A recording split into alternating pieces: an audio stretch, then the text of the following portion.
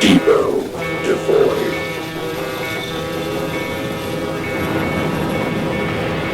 Cliff Steele, Planet Failure. Divide! I thought he might help you with your recovery.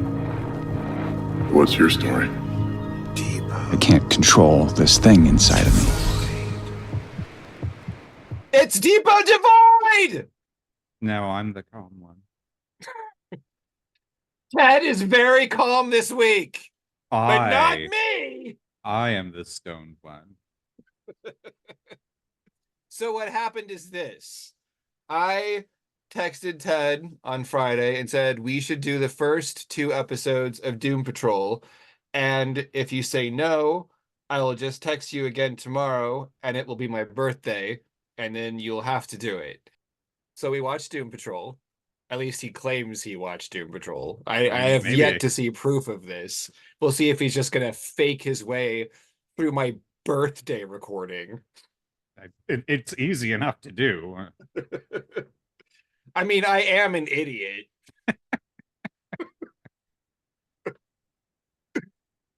So Doom Patrol, have you any familiarity with Doom Patrol before this? I have watched the Doom Patrol season 1 a while back. But otherwise, no, I have no familiarity with it whatsoever. Never read the comics of any version Nope. of the comics. Interesting.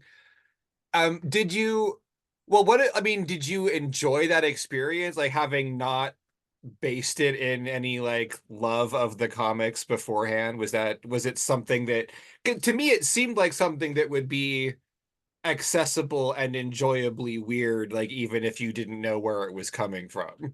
Yeah, I mean it's an enjoyable, interesting show. I appreciate what they do with it. Probably the weirdest bit about it is Neville Sinclair didn't blow up. He apparently just broke his spine and now he's the chief.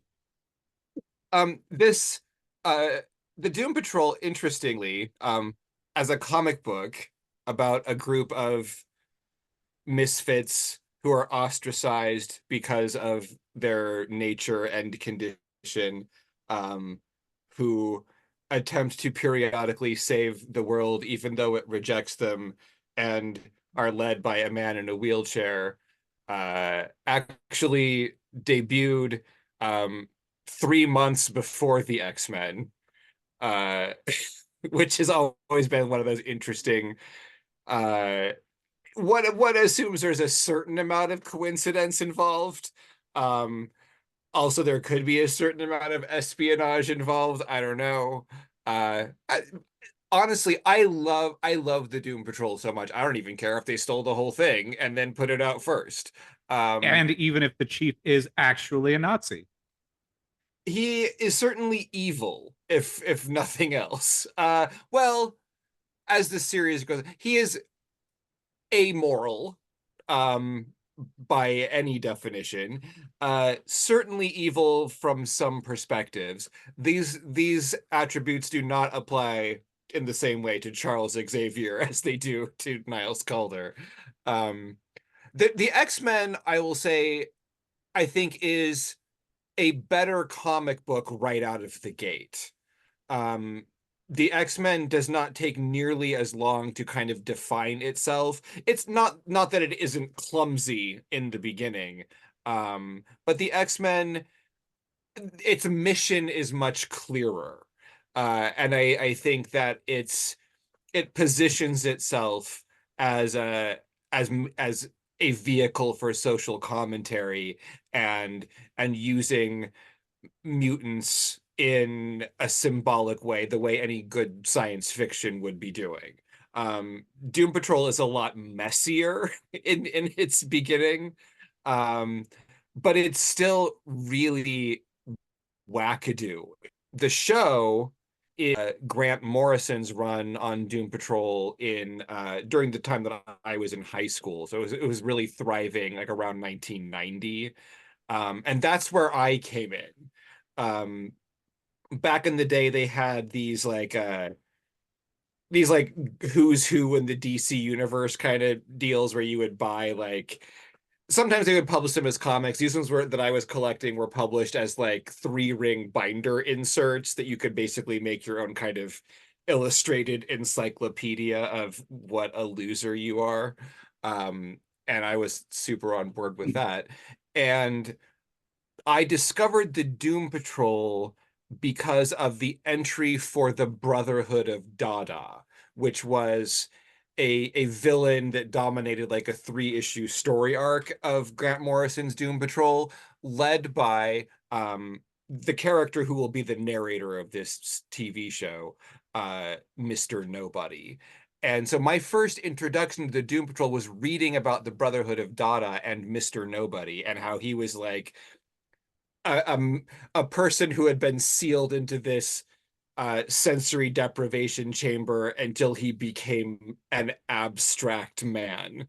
And he assembled this crazy team of fucked up villains, including like the Quiz, who is a Japanese girl who's so afraid of germs that she spends her entire life living in this hermetically sealed outfit that prevented her from ever having contact with the outside world. And she possessed every superpower that you hadn't thought of yet. And as you name an ability out loud, she would lose it.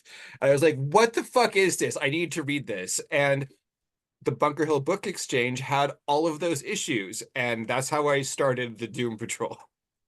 That's pretty fun. I almost feel bad that I took away one of the most useless but potentially usable superpowers from her when I thought of it. Which was what? Urinating the ability to liquid not rock. be afraid of everything. Oh no, that's boring. Urinating molten rock. Oh, that's too bad. They basically do that in Ghost Rider too. Oh yeah. That's dumb. My version's way better than anything that terrible. could possibly be Nick Cage. Yeah, he's just pissing fire off of the side of a moving vehicle or something like that. Well, I mean, that's not molten rock. No, but I mean, come on. You could do so much with pissing molten rock. I mean, I feel like whatever fire you're pissing, like you're walking a fine line. Yeah, but I mean, you pee in somebody's toilet with molten rock, that's gonna bust shit up and screw up the plumbing. I guess I wasn't imagining you doing it like at somebody's house. You need a new walkway? You could pee your own stones. I mean, you could piss a foundation of a house like given enough time. Yeah, I mean, what kind of accuracy are we talking? And do you have some sort of control over the cooling time? Well, I'm far more concerned about whether or not the things that you consume dictate what type of rock you piss. Huh. Like, do you have to eat rock? I don't think so. I think that your body just makes molten rock come out your pee hole. Huh. So, wait, are you an alchemist? Maybe by accident? I don't think you're intending to piss like this. It sounds like a lead into gold kind of situation. Like whatever you're consuming, you're using that to create different types of rock. Well, I said I didn't know if that's the way that it works. You might only piss basalt. Huh. I'm not sure how we got here. Science. Yeah, it's definitely smacks of science. Yeah. Oh my. Okay, Doom Patrol. That's what we were talking about at some point. So yes, Grant Morrison. That's really how I became a big fan of Grant Morrison as a comic book writer. And I think that many modern audiences for Doom Patrol were forged in the crucible of Grant Morrison's series. So, and hold on. I just realized something. What's that? The guy who pees molten rock can't be called Urinates Molten Rock Man. He's going to have to call himself Chlamydia Man. And then there's going to be multiple times throughout his whole series where people are like, "Oh, do you have the clap?" And he says, "Nah, but it burns when I pee." That has no place in the Doom Patrol. It was worth the interruption, though, Matt. It probably was. But I'm wondering why he's getting into these conversations now. Like, did he just introduce himself and then, like, who is he talking to? Is it are we flirting? Is it a date? Are we speed dating? There's going to be all the different reasons. I mean, this guy's going to get around. He's going to be I amazing. mean, does he have a regular name that he uses when he's just like picking up takeout? Like Jeff. I mean, probably not when he's wearing his suit, which Well, has I don't easy know access if to he has a peeing. suit. Does he have I mean- a fireproof suit? No. I mean, Does what he do you wear think a he's going to do? suit? Do you think he's going to Like, piss his pants? Why would he have a suit? Like, shouldn't he just have a shirt? Doesn't he like just Porky Pig it all the time? Maybe sometimes.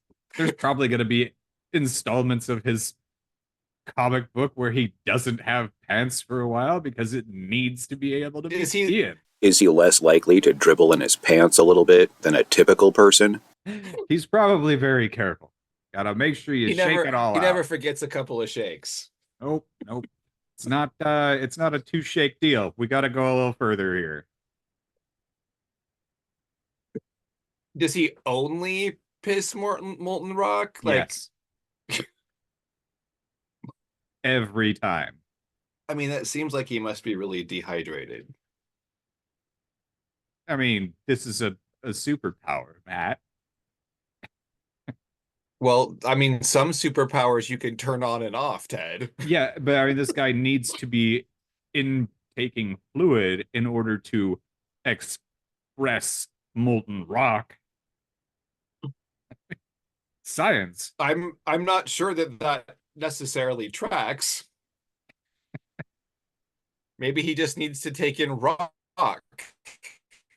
I mean, maybe that gives him extra superpowers. Maybe he just needs to. Maybe he's constantly chugging molten rock. I don't know. I mean, don't that would think, explain a few things. I don't If think you that go to he's your immune doctor to it. and you're like, "Doctor, I can't stop peeing molten rock," and the doctor's like, "What are you drinking?" And you're like, "Molten rock." I don't think he's immune to molten rock or heat or anything Connections. like that. If he pisses the bed, he's probably done for. Well, I would feel like his skin needs to at least have some resistance. I don't think or so. I it's- think if he pees with his it's shoes just off and gets a going little to, bit of splatter, like, the first time it happens, there goes your urethra. well, no, that part's safe. But if he gets a little bit of spatter on his feet, it's probably going to hurt. So basically, he's like, if when he dies, he's just going to be a disembodied dick floating in magma. You're not going to need to pay for the cremation, that's for sure. But his dick is indestructible, or at least the inside urethra. of it. The urethra is going to be all right. It's going to be a short life. he's not gonna see his 30th birthday. Let's just say that. Probably not, especially if he's a drinker. Well, apparently he is. Oh my god. I mean, yeah, I mean this one can go real deep, right? It's amazing. I don't want to know this guy. I'm not going to read his mini series. You certainly don't want to have him over for parties. I'm not investing $2.99 an issue in that mini series. Let me tell you that. Comics are expensive enough. I mean, I've certainly thought of less lore for Urinate's Molten Rock Man than I have for the Shadow Pig, but that's a story for another day. We have so many wonderful characters to talk about already. But none of them are the Shadow Pig. No, they don't need to be because they're Robot Man and Negative Man. It's true. Everybody loves Negative Man because he's so positive. This show, I was very worried that it was not going to be awesome. because they've never done the Doom Patrol, and it's definitely one of those properties where if someone was going to bother investing in this and they didn't do it right, it was never going to happen again. Like this wasn't going to get a second chance. And so I was like sort of crossing my fingers about this, because this is one of those books that there's a handful of comics that I read when I was a teenager that like are sort of, they're life changing in a way that like I didn't know that comics could be this thing. And that's, I'm not saying that like it could only have been Doom Patrol. But it's like this is the one that did it for me, where I was like, this what he's doing with this book at this time was like unlike anything else I had ever seen. And It completely consumed me at the time, and I have followed it ever since. Every new version of the Doom Patrol. and unfortunately, most of the time people just try to emulate Grant Morrison. And that's not the way to do it. It's often not good. Recently, some big improvements. Gerard Way of My Chemical Romance did an amazing run of Doom Patrol just in the last few years, which I was in the process of trying to get Ian to read because I knew he was going to love it. That didn't work out. But the Doom Patrol, like in the right hands, can be an amazing vehicle for telling stories in a surprising way. And one of the things that I really like about what this show does is it embraced all of the really weird shit about Grant Morrison, but then kind of from the very beginning, it's like, okay, what are we going to be about? And it's like the unusual answer for a superhero team show is we're going to be a show about processing trauma and grief.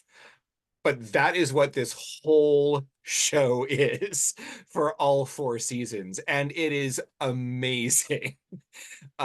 Not what I expected at all, but so good. And such an interesting approach, and it all totally works. And these first couple of episodes, they're a little, it's a little bumpy, but I feel like they already know who these people are when we start, and that's not always the case for a new show. And they took their time to do it right and get really good people to do it.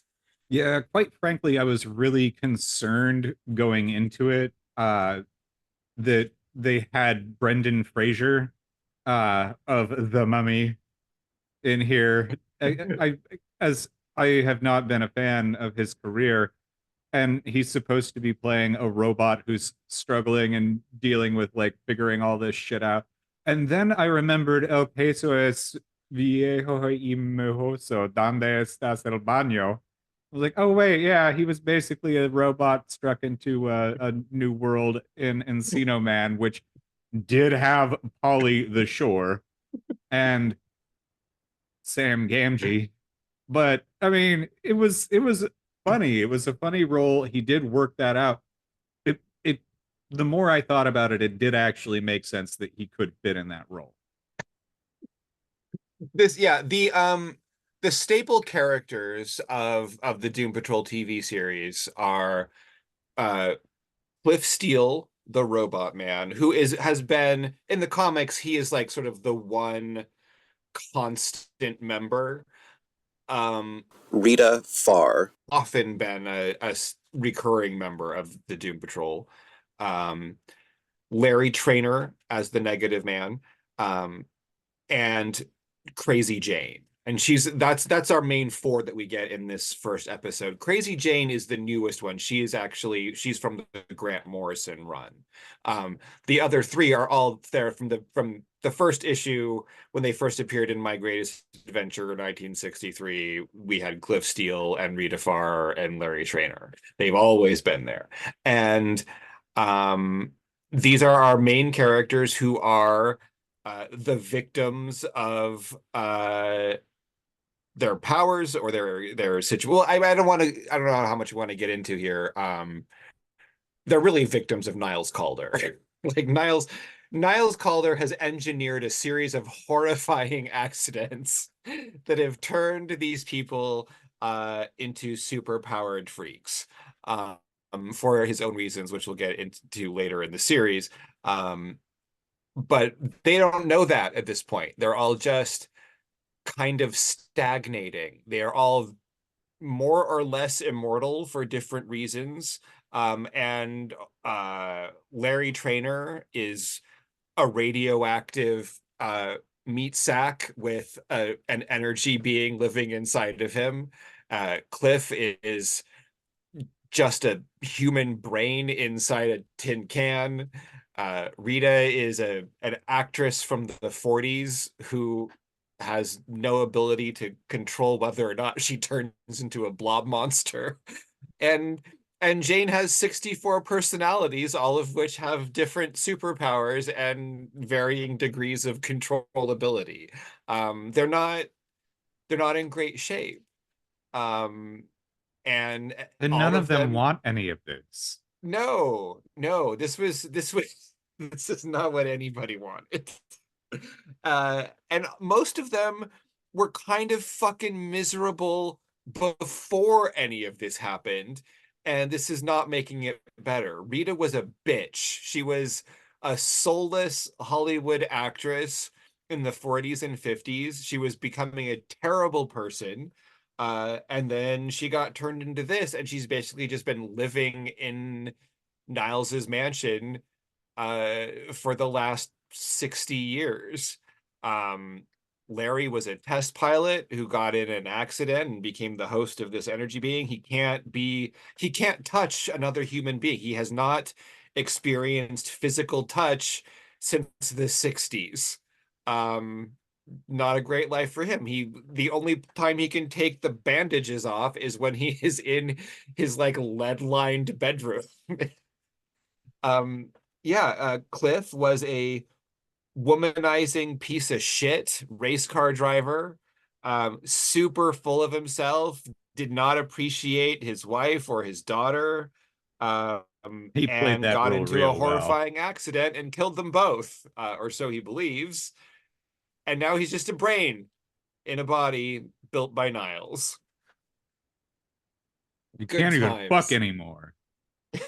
Or feel like he can't feel anything. Like he has big emotions, but he can't touch anything at all. And they do a great job of conveying just how horrible all of this is for everyone. They do. They really do. And the thing that I was most excited about when I first read that this was even happening was that Alan Tudyk of Firefly and Serenity, more recently Resident Alien, which is a great show, was going to be playing Mr. Nobody, who is sort of the main villain of this first season. He's the narrator. He's a hilarious fourth wall breaking narrator, and it absolutely makes sense to have him interacting with both the characters and us, the audience, in this sort of omniscient way. And he is fantastic. I absolutely, I mean, I adore him in anything. It's hard not to love Alan Tudyk, but he is really, really fun in this. He's pretty Tucker and amazing. Dale. Oh god, Tucker and Dale versus Evil was He's one of the like best. he's fantastic. I love that guy. Have you seen Resident Alien at all? Oh yeah. I don't know if He's- any new bits are out yet, but it's a fantastic. There's 2 show. seasons of it. I think I've watched all of the first one and part of this. He's so funny on that show. He's great, and you know the show loses bits and pieces sometimes where it's less good, but all around it's a fantastic show. It certainly is not without flaws, but he is such a magnetic centerpiece on the show. Like I mean I would watch pretty much anything if he was in it and assume that it wasn't going to be trash at least. And he does an amazing job in this as Eric Morden, who becomes Mr. Nobody after a super fun time in Paraguay in 1948. Hey, we got to have our Nazis. It begins like all stories with a visit to a Nazi. I mean, cobbler. Yep. Yeah, it's the first episode. We kind of we start with that little entry with setting up Mr. Nobody, but we really mostly follow Cliff, and we get our first glimpses of the other characters. At like we see Cliff, we see what a shithead he is, we see him die, and we sort of get that series of the robot coming to life. It's basically RoboCop, where we see sort of through his electronic eyes as time passes, and he gradually like starts to interact through his robot body. But we use Cliff's recovery as sort of the through line. So he's back up and walking again by like halfway through the episode. And it takes a while. It takes about 7 years in Cliff Steele time. Big car crash in 1988, finally walking around the mansion in 1995. He recovers quickly once he gets going. Oh yeah, once he does. And then he shuts down again. Yeah, I love how they compound the trauma with Cliff, where we see all of that shit when we set him up. We see that his like how miserable his marriage is. His wife is cheating on him, then he dies in the horrible wreck on the racetrack. And then after he like starts to walk again, and he talks to Niles, and then Niles cues him in on the way that his brain has been lying to him to spare him some of the trauma, and he finds out that actually he didn't die on the racetrack, and he actually died later after getting his wife and daughter in the car and then killing her. Yeah. And it's just like a huge twist of the knife. Like it is not a good time for Cliff Steele. Yeah, he's not having a good time at all. And I mean, to he doesn't want to be there in the first place, but he's also not doing anything to try and shut himself down, which, that's cool. I mean, yeah, I guess there's a way in which he seems to be kind of adapting. I mean, he went through the trouble of learning to take steps again. Yeah. But yeah, and then we finally get our first little taste of Cloverton when Niles decides to leave, and our gang decides to head into town for a little innocent shenanigans, and then doesn't go really well. Yeah, it goes poorly, one might say. It is. This is a like a tragic show, really. It's got a lot of laughs for a tragedy. But yeah, it's a lot of tragedy. They get into town and they all kind of split up, and they all get some separate shitty things that happen to them. Rita is the best. She goes to a 50s diner, and she has this lovely conversation with the waitress about Rita Farr, this actress from the 50s. Because gosh, you look like her, you even kind of talk like her. And so Rita begins to realize what people think of her, because Rita has not really interacted with the world at all since she left the set of the movie where her accident took place. So it's been what, like 65 years for her now, I think. Yep. And she finds out that people think that her career ended because she was a huge drunk, and that she then ended up doing porn. Rita does not take this well. And when Rita gets emotional, she Turns into a big gnarly loses puddle. physical cohesion And yeah, she blobs a bit. Larry doesn't have a great time either. He, being a radioactive mummy, doesn't fit in so well in most scenes, and he's very self-conscious. His like much of Larry's pain, his trauma in Cloverton was largely self-inflicted. Yeah. He is very self-conscious.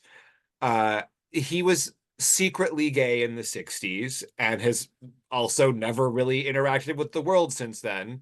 And so even though the world has changed, Larry kind of hasn't.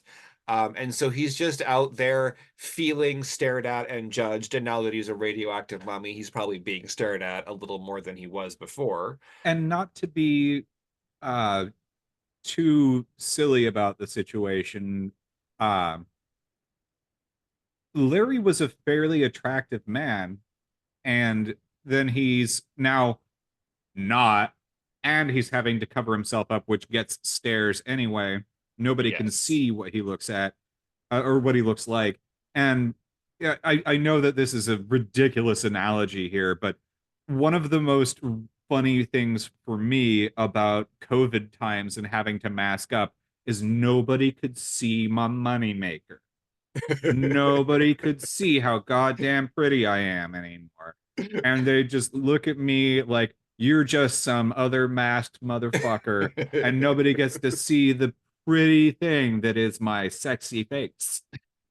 And I But very much it's got treated different when differently. but see when the playing field's leveled and everybody has the mask on, it's different. Yeah, it's true, but that means everybody treats everybody the same ish. Well, yeah. But And that's the thing with Larry is that he's the mask of Matt Bomer's face that he had when it was the 60s was a much better mask for him. yeah, And he was 100% hiding behind that pretty human face he had. and if he took off the bandages, And now he's now he's just not. going to kill everybody and be ugly. And yeah, and that's two things he probably doesn't want. Yeah.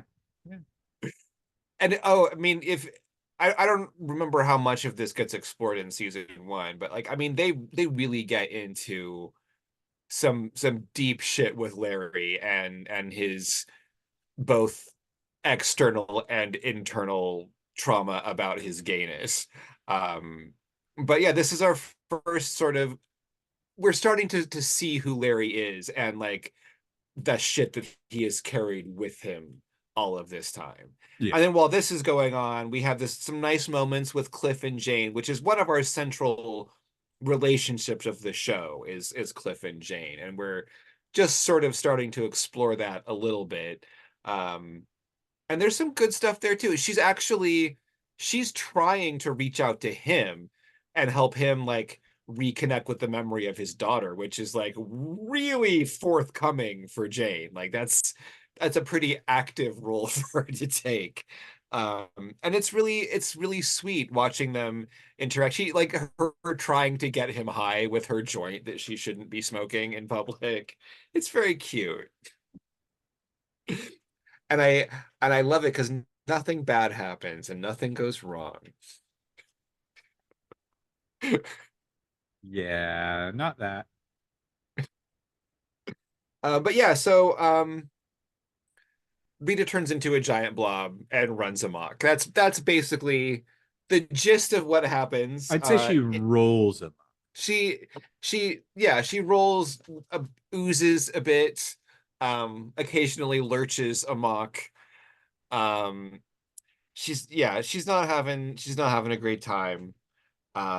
She explodes out the window of the diner onto the sidewalk and begins barreling toward a school bus full of children. And it's not good. Jane tries to help. Ultimately, Cliff is able to yank up a chunk of the street and form a temporary barrier to stop her progress, which gives her a moment of calm to kind of collect herself a little bit. But yeah, it's basically Niles told them not to go out, just like Adventures in Babysitting, and they went out, and it turned into a massive problem, just like Adventures in Babysitting. I feel like if they had watched that movie instead of always watching Rita's old movies, they might have been better prepared for what happened in downtown Cloverton. It's probably true. Although I haven't seen Adventures in Babysitting since I believe our parents were married. Wow, I really love Adventures in Babysitting. It's I on thought it was Disney good. Plus, but I have someone else's Disney Plus password, and it's like the the edited for TV level, basically. Right? Um, so you don't you don't get to hear Elizabeth Shue say, "Don't fuck with the With the babysitter." babysitter. Yeah, if I'm right about that, then I would have been 5 years old, but I don't know if it came out at that time and was out on video for us to have Let's rented. see. Um, I think no, I want to say it probably. I think the movie came out when you were 5 years old, so I'm not sure how quickly it came to VHS, but it's one of the first video cassettes I ever bought. So it would have been like you would have seen it very early on. yeah. If they weren't together, it was like it was probably right after the divorce. Because you know what? We lived at Papa's when I bought it, so it was right after the divorce. Or during the time approaching it. It's Yeah. right. Well, that's probably when you saw it. Yeah. It's an excellent movie. I remember it I stand fondly. by that. I 100% stand by that. It's wonderful. It looks like we're going to have to take a little break. We seem to have exhausted our time with I'm going to our urinate dear molten rock listeners. in the interim. I'm going to refill my coffee and probably not expel anything that doesn't belong inside a person that way. Matt, you should really see the cool molds that I've got going out there that I'm filling up with my rock bits. You should take some pictures and post them online. It's pretty fantastic. Also, if I ever went to prison, I mean, I would be so worth all the cigarettes with my piss. Imagine the piss daggers. No golden showers. No, just piss daggers, and like go piss on this guy. It'd be great. I'd be rich. I mean, you could just do that in Springfield. Imagine how many cartons of cigarettes a guy like me could have. Welcome back to the Birthday Report. My name's Ted. I'm here with my brother Matt, and I'm talking about birthdays. His birthday was on Saturday. He turned half a century old, and one of my coworkers, B-Fails, turned 43 the day before that. On his birthday, he went golfing and took the day off and drank a bunch, I think. It was a good time, I imagine, but I don't really know because I don't do golf. I did go to a driving range once and bled all over my friend's driver after smashing 100 balls. My hand was attached to it with blood from the ring that cut open my hand, and I didn't know it happened until I tried to move my hand. It was a good time. But that being said, after we were all done with birthdays, you know what a and good weekends, time is. I don't think you understand what golf is about. I don't. So anyway, today I asked B-Fails, I was like, hey, what's it like being 43? Do you feel older, wiser, more powerful, and virile? But he just said that he felt more cranky and like, get off my lawn. How do you feel? I mean, about the same. I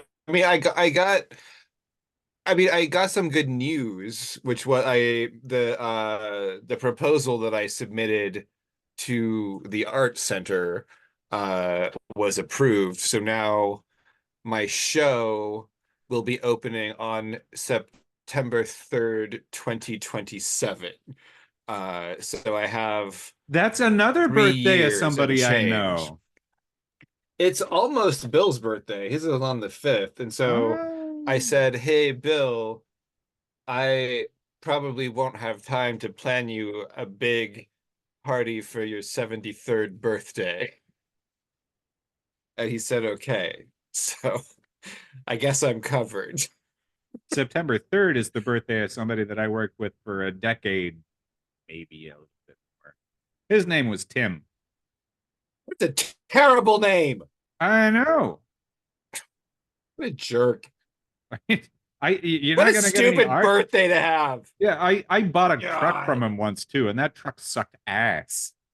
He can't come to my show and he doesn't get any cake. Yeah, no, fuck that shit. None of that. And this I is made the myself birthday a report. Twin Peaks cake for my birthday. It was delicious. Did I ever tell you about when I made Vincent a tuna cake for his birthday? No, but that sounds like you hate him. No, it was lunch. I told him I was going to make him tuna cake, and he didn't believe me. And so then I had to follow through with my threat. He was probably 5. And I just took some bread that I bought, like some sourdough bread, and I made tuna salad, and I made a 4-layer sandwich and frosted the outside with more tuna salad, put a candle on it. So it was like a really difficult to eat Dagwood. You just eat it with a fork. It was fine. I don't think that was the same year. I think it was the year before that I made him a Lego cake because he wanted a Lego themed birthday party. And so I made various different cakes and then some short muffins of cake that I then cut the tops off of and put them upside down as the building block locking tops of the Legos and made them multicolored. It was a good time. Nice. I'm speaking as a guy who briefly had a side gig as an erotic baker. I know how to make a cake that's not horny. I have no intention of making myself an erotic birthday cake, but delicious was fine. That was good enough for me. I used all of my red food coloring to make the obnoxious Black Lodge red curtain coated buttercream frosting color, but it was a good cake. When I was briefly an erotic baker, I always offered the option of cream filled and do you want some more to spatter outside of it? Make some pudding for people to splorch around. Indeed. When they're presenting their penis cakes or their weird... Can you make it extra stringy? No, I was just making normal. You should definitely you should have offered it with like 3 different levels of stringiness. I think that would be tapioca. Because you could be the only erotic baker in town that offers different levels of stringiness, and that's what sets you apart from the competition. I mean, Matt, it's LeGrand. I'm pretty sure I was the only erotic baker. Yeah, it's probably not a huge business here. Well, no, it wasn't. I only probably made like 10 or 15 cakes for people. It was a side gig, not a full-time job. Most of the bakeries here are not particularly good anyway. It's true. That doesn't surprise me. LeGrand is not known for its bakeries. No, I mean they've had a couple that were nice. I don't know if the one that was there last time I looked for it is still around, but they were probably not. Yeah. The only one that I liked was the West Side Bakery, and that's gone through 2 different businesses in that building since they closed. When Needs was originally there, I was always terrified. And then I also briefly worked with the former owner of Needs, which I think she sold eventually because she couldn't continue it on because nobody liked her. And I could be wrong, but I think that she also had previously been the owner of One Smart Cookie, at which she had the whole crew quit on her without notice en masse at least 3 times because she was so difficult to work for. And when she owned Needs, she got in trouble when she had an inspection called in on her because she was using the bathroom as dry storage. That's terrible. Yeah. And she was like, well, it's not like it's being used as a bathroom. I don't know why anybody got mad about that.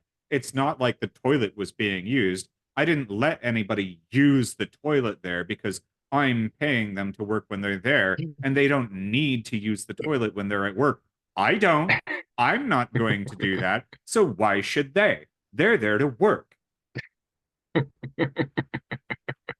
worked with her at Mamacita's, and that was when she was telling me about all this, which was just amazing because she was actually kind of fun to work with when she wasn't a boss, especially when you'd hear these kind of batshit "I'm also a monster" stories coming out of her.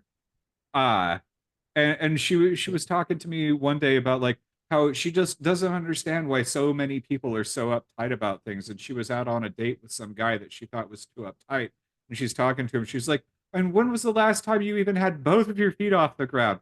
Jump, get off the ground, live a little." And I'm like, "Oh my God." And you What? locked people out of the bathroom and used it as dry storage.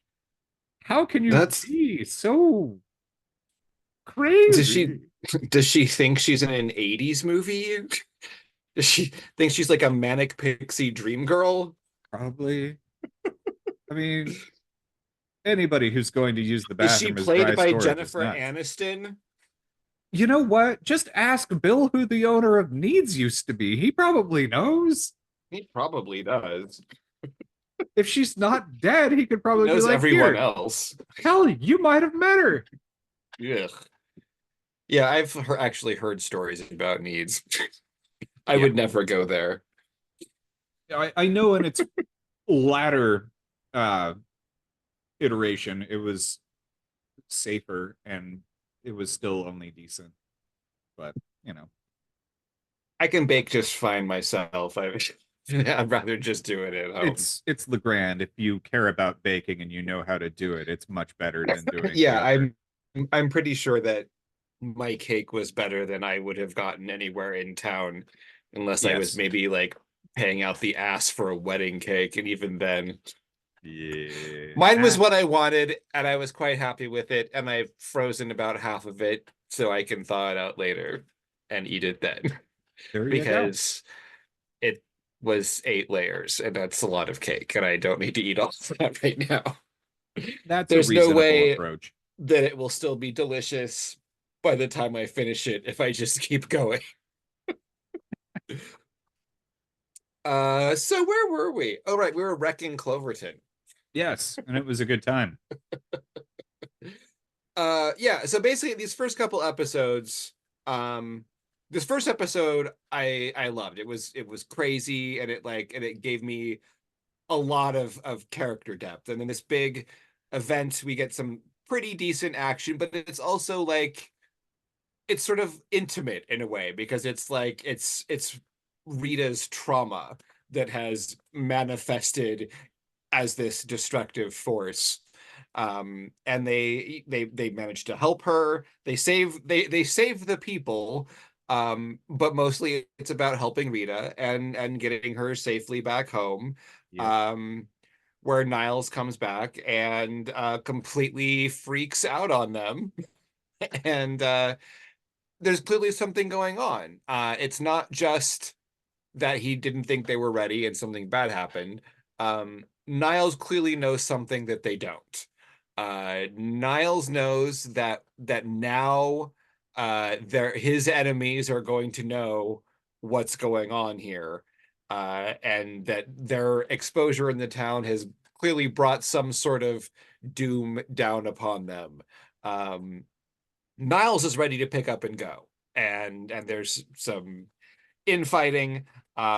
Basically, Cliff decides to go try to help the people. Everyone else is going to leave, and then they argue, and then they turn around, and so we get our moment where our main characters are Doom Patrol, as it were, so far, are marching into town to try to do whatever it is that's right, that needs to be done. And I like that Cliff, who is very much a checked out person in general, he finds his moments where he's like, "Fuck this, I'm doing it." And you sort of wonder if it's because he knows it's the right thing to do, or if he's just being a defiant asshole. Like, and ultimately it doesn't matter, because he's the one that's trying to do the right thing, and the fact that he's doing that makes the others kind of second guess themselves. But yeah, he's like, even if he's on his own, he's gonna march back into town and try to do something about this. What I think it Um, is with him is that he's just a brain and has very little else to act upon anymore. Much like when he's like making sandwiches. You know, he he's got nothing else. And no, if he gets just caught too far up inside of his own head, which is all he is, it's well, gonna and get also weird. like he hasn't. I mean, this is his. He hasn't been outside since what? Like, I mean, this is his first time out of the house for. I mean, he started walking in 1995. Now it's 2019. Uh, so this is a lot of new input for Cliff too. He Yeah. hasn't had to process new information and kind of think on the fly for a really long time. And it might have been beyond him even in the 80s. Yeah. So but yeah, but we get our Doom Patrol going in. Um and then a donkey farts and the town disappears, which is, I'm sure, what everyone was expecting to happen. I will admit I was not sure this story was going to work when this happened. I As much as I loved the character development that we had going on, um, when the mysterious donkey farted "the mind is the limit," and then the entire town got sucked into a hole, I was like, I don't know. I'm not sure that I trust the writers at this point in the process. But I'll tell you, I was convinced by the end of the second episode. It took some work and they did it well. Yes. I mean, it feels. Here's the thing. A monkey. I don't like stories with monkeys because I think people lean on monkeys because they think monkeys are inherently funny, and I disagree. So whenever there's a story that has a monkey in it, I'm like, no thanks. It's probably garbage. And a donkey is only one letter different from a monkey. And I feel like people choose donkey just because it's monkey adjacent and they think it's going to be intrinsically funny. And I am suspicious. So I'm just not sure that I'm gonna work with this. But you know what? By the time we get to the donkey as a door, I'm like, okay, donkey's a door. Um, yeah, it just, I wasn't sold right away, but I also love, as soon as the next episode starts, they even acknowledge that the narration talks about the three of you who stuck around after the donkey fart. Like they know that people are going to be uncertain at this point in the process of the Doom Patrol story. And Alan Tudyk told me that it was going to be okay, so I believed him. Sometimes you gotta trust even the untrustable. I mean, maybe Mr. Nobody isn't trustworthy, but Alan Tudyk is trustworthy. Yeah, it's they're asking a lot of the audience, and I appreciate that about it. I think that they do a really good Yes. job. I don't think they're not holding anybody's hand and walking them through this strange land and being like, okay, don't worry. They're never gonna return you to a safe spot. Like it's gonna just keep being fucked up. And I, as suspicious as I was of the donkey, um They there's a should have lot been more more. suspicious. Yes, but there was a lot more to it than that. And then and the big swerve of this episode is introducing the other core member of the Doom Patrol for this TV series, which is Cyborg. And that is another thing where it's like, really? Because Cyborg has never been associated with the Doom Patrol. Sorry, Cyborg is a Teen Titans character, if anything. Um, as far as they're the only real crossover, like Beast Boy has been members of both teams, but I don't think anybody else has, and certainly not Cyborg.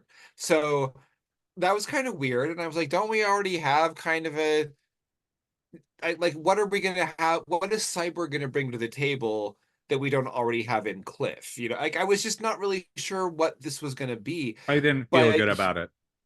But he's amazing. Yeah. Like he becomes an absolutely like indispensable part of this story. I thought that they were making a terrible, unforgivable stretch. I thought that they were going to fuck it up. I didn't buy it, but it was like they clearly like they knew exactly what they needed from this. And yep. What and going forward, it just gets better and better. And the tension between Vic and his dad is amazing. And it fits so well with the themes of this show. Having not known anything about the Doom Patrol, that worked. And it felt wrong also not knowing anything about it. Just the feeling of the show and where it was going. Like, freaking fucking Cyborg. Right. He just automatically feels like he's from a different story. Yeah. But then when you think about it, I mean, they don't change his origin. I mean, this is what happens. Like the lab accident, his mom dies, his dad makes a choice. Like it's all there. And it's like, how does that not fit with the Doom Patrol? Like that level of grief and misery and blaming yourself, and like that's totally a Doom Patrol origin story. Like by the time we get a couple episodes in, I'm like, how did I not see that before? Like, how did we ever live without Cyborg in the Doom Patrol? Yeah. It made sense in the end. It absolutely does. And he's a great kid. Like I like that actor a lot. I think he's doing a fantastic job. Like I love him all the way through this.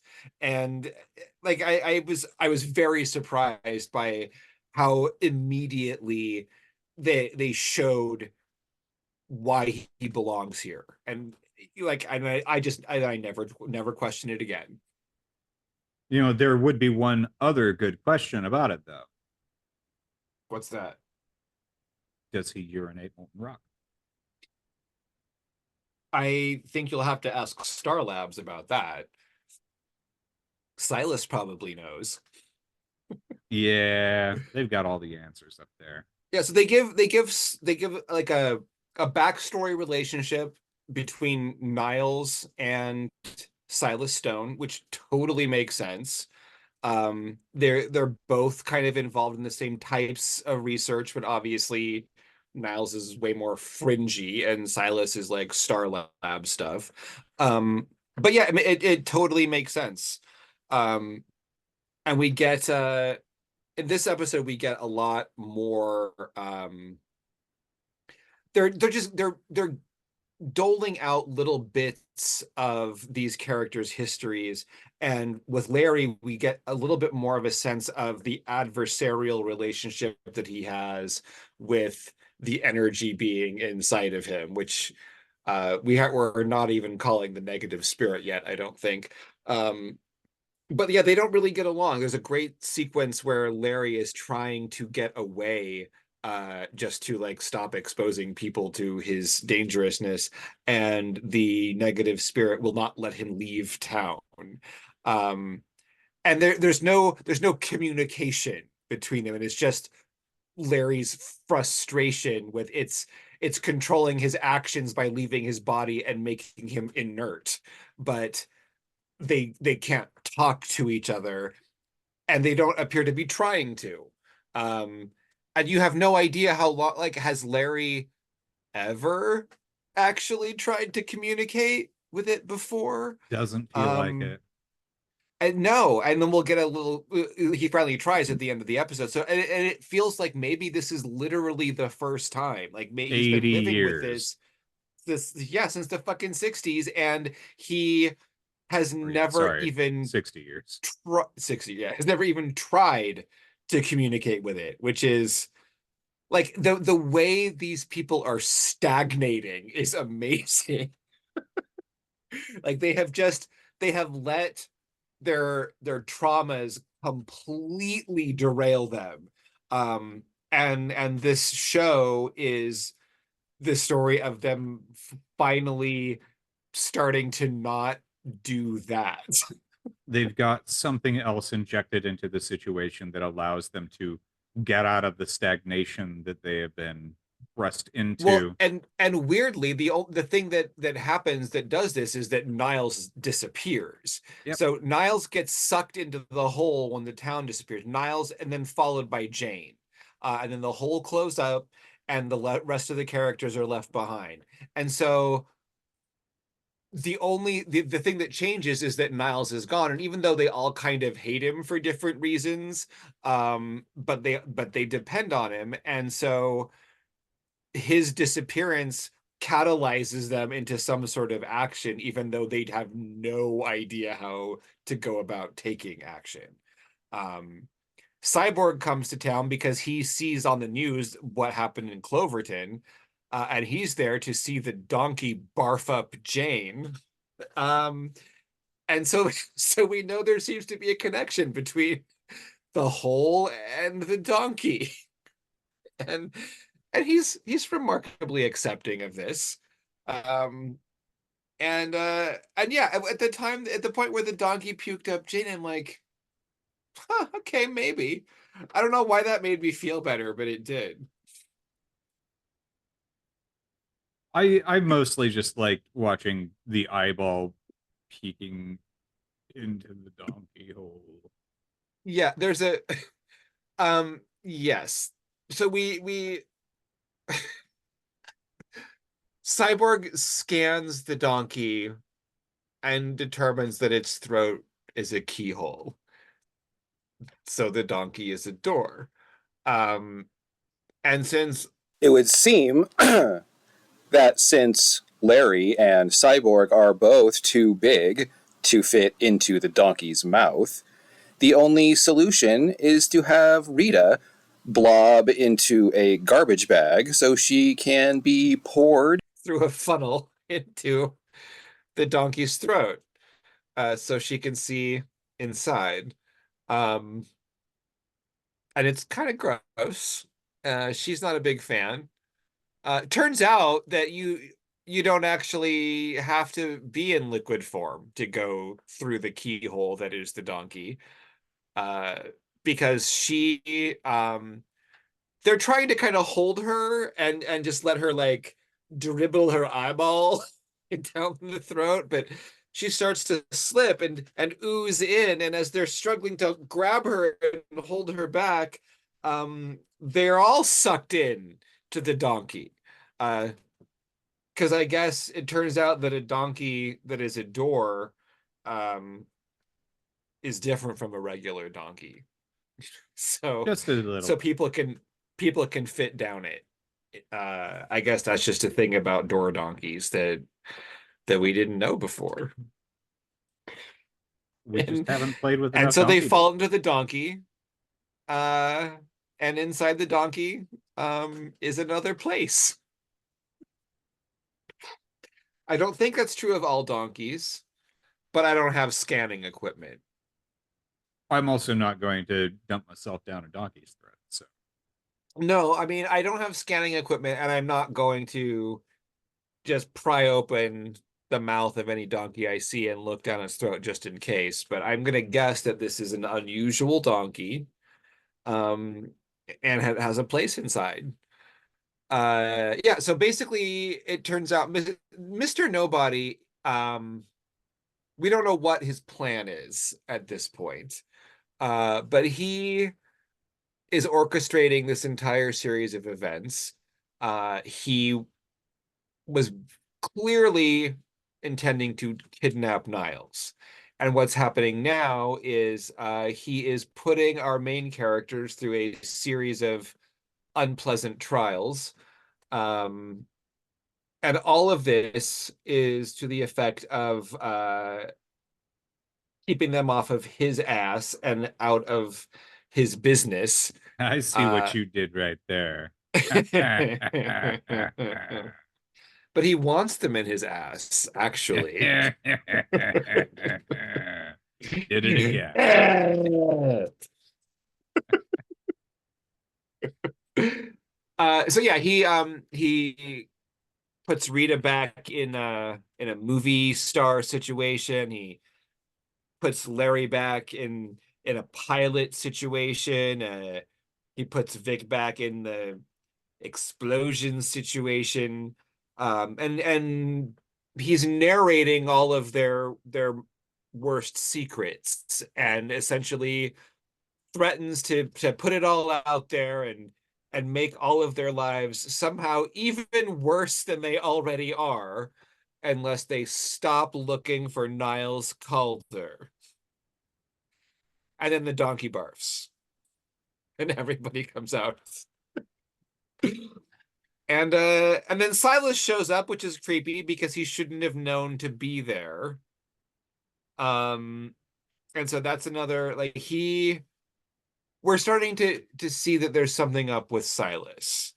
We don't really get much of that yet, but I think there's something naturally a bit creepy about that actor, and I think he does a really great job of projecting the image of someone who is hiding something. Like he's really good at that somehow. It's true. It's either well directed or it's just his nature. I mean, I guess he could just be a good actor. he could be, or he just could be just that off-putting in reality, like Willem Dafoe is just icky. I've never met Willem Dafoe in reality, so I don't know. Yeah, I've seen him on shows where he's talking like a normal human being, but that also could just be him on the camera. But he surely carries that effect of, I'm pretty gross. I think everywhere he goes. I feel like Willem Dafoe is one of those actors that I feel like has become aware of the way that he is seen, and he kind of leans into it. Like Christopher Walken does kind of the same thing. Christopher Walken's an amazing monster, and I appreciate him, especially when he says, sometimes I've thought that I would like to be the hero in a show, but that's just not something that I am going to be built for. And so I do this. And then he also says wonderful things like, wouldn't it be great if actors had tails like cats? Because cats' tails is so expressive. And if you had to act with a tail, it would be very hard to do that. Having seen part of the movie Cats, it would not be good for actors to have tails. Have you seen any part of that movie? I mean, don't. I'm never going to. I am uninterested in it. I do not need any jellicle cats. I've never seen the show. I'm not interested in the show, but I kept reading about how appalling the movie was. And it was like, really interesting. And then I saw like a clip online. I was like, that is fucking gross. And finally, like, I was at the library picking something up and they had it. And I was like, you know what? I can just take this home from the library and watch this. I want to say I got probably about 20 minutes into Cats. It is deeply uncomfortable. Like, sometimes you're watching a movie and you're like, how is it possible that the people who are making this movie did not realize what was happening? And I'm sure in this case it has something to do with like the amount of post-production CG stuff that goes on. So like, I don't know what it was like for them in the moment, but my God, it was horrifying. And I got to a part where some cat in a musical number like changed their costume by like like a person in a show might like have two layers on and like whip something off and reveal another costume underneath. It was like that, except it was her skin before she took it off, and she just tore her fucking skin off like a werewolf. It was disgusting. Like everything about this movie was just disgusting. And James Corden was in it. Disgusting. So, I mean, this is basically the way that I feel about Titanic. About what? Titanic. I mean, maybe. I never seen that shit either. Yeah, it was horrible. Did it have James Corden in it? I don't know what a James Corden is. He's a but actor I had to see in that movie. I don't know if I've mentioned before on here or not, but there's only one movie that I've ever walked out of ever, and it's Titanic. And Me I did too, it, but it wasn't Titanic. I did it 2 times. Ew. Yeah. I went to Titanic. I think it was at the Granada Theater in LeGrand for 60 some odd goddamn weeks. Yeah. It was definitely over a year. And I went to it on a date with 3 girls. And I walked out of it 2 times. And the first 2 walking outs, the girls were like, "You just bullshit, you should break up with you." It's like, I'm not saying we gotta break up, but I'm just not gonna watch this shit. And they're like, "We just we could break up." I'm like, okay, whatever. I'm not invested.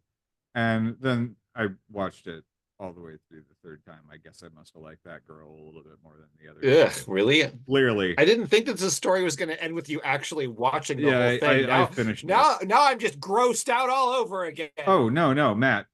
It's a time travel movie. Ugh. Think about it. Ugh. James Cameron, every movie that he's ever done is a time travel movie. Even Piranha 2, The Spawning? Yes. I'd watch that one again. I didn't know that was a James Cameron film. That's his first one. All right. Well, I don't think Aliens is a time travel movie. It just has a big time lapse. You travel through time. I mean, in the sense that people living in the world are traveling through time constantly. You're gonna make me argue this harder if I have to, and I might. I don't think we have time for that. Not right now. But I mean, I could write an essay about it, and I'm still right. It's okay, well, time travel. we should pick movies that are not overtly time travel movies, and then watch them and assert how they are secretly time travel movies. I am down with that. We should that. assign each other movies. I'm down. Okay, that's the next thing. But I don't want to do Titanic. No. And I won't make you do Titanic, because then I'm sure you would make me do Cats, and I'm not going to do that. All right, you know what? Actually, quite frankly, when I'm thinking about it more, Cats and Titanic would be a good combo. You realize you would also have to watch Titanic again to do this. Rum Tum Tugger? Is that a cat beat-off name? I think maybe. The only one I remember is McCavity. I don't know. God, that was awful. Anyway, you know what's not awful? Is the Doom Patrol. Doom Patrol's great. I brought this out because I love the Doom Patrol and I like talking about it, and because recently there was like a new 7-issue miniseries, and the trade paperback collection of that just came out like a week and a half ago, and I had pre-ordered it in December, so I just got it and I was really excited, and it was really good, and I've already read it all. But it was the cool. Here's a cool fun twist: is that in the new series, which, I mean, the show obviously is not comics continuity, but this new comic series is definitely making an attempt to be welcoming to people who only know it from the show. Sure. Niles is no longer in charge of the Doom Patrol. So it's not the chief, but it is the chief, because the person running the Doom Patrol is the chief, one of Jane's personalities. Nice. And that was really cool. And like, I don't know where they're going with that yet. There's a lot of possibility, but I thought that was awesome. I was very excited. That's fun. And Niles isn't dead in this continuity. He's just like been demoted and he is not loving it. All right. But yes, it's really good. Doom Patrol fucking rules. The show, hands down, my favorite adaptation of a comic book ever. All the way through. It is not without problems. Like, there are episodes that aren't that great, but overall, like, it does not overstay its welcome. And it stays on track. It does some really wild shit. It does some amazingly intimate and emotional shit. And I fucking cried my eyes out at the last episode. It is so good. I'm interested in reading the comic based on So everybody watching the show. watch it, especially you. It is absolutely. I mean, if anyone pick up Crawling from the Wreckage, that is the name of the first collected edition of Grant Morrison's run on the Doom Patrol. That all starts there, and it is glorious. It is absolutely. It is crazy. It is mind bending. You will meet Danny the Street, one of the most amazing characters in comic book history. Fucking A. Love Danny the Street. Danny is on the show, episode 8, season 1, Danny Patrol. Always a good watch. Flex Mentallo. You can't do better than that. Fucking A. Doom Patrol. Watch it! It's grand. I approve. Well, see, you heard it here. Mikey likes it. And I'll eat anything.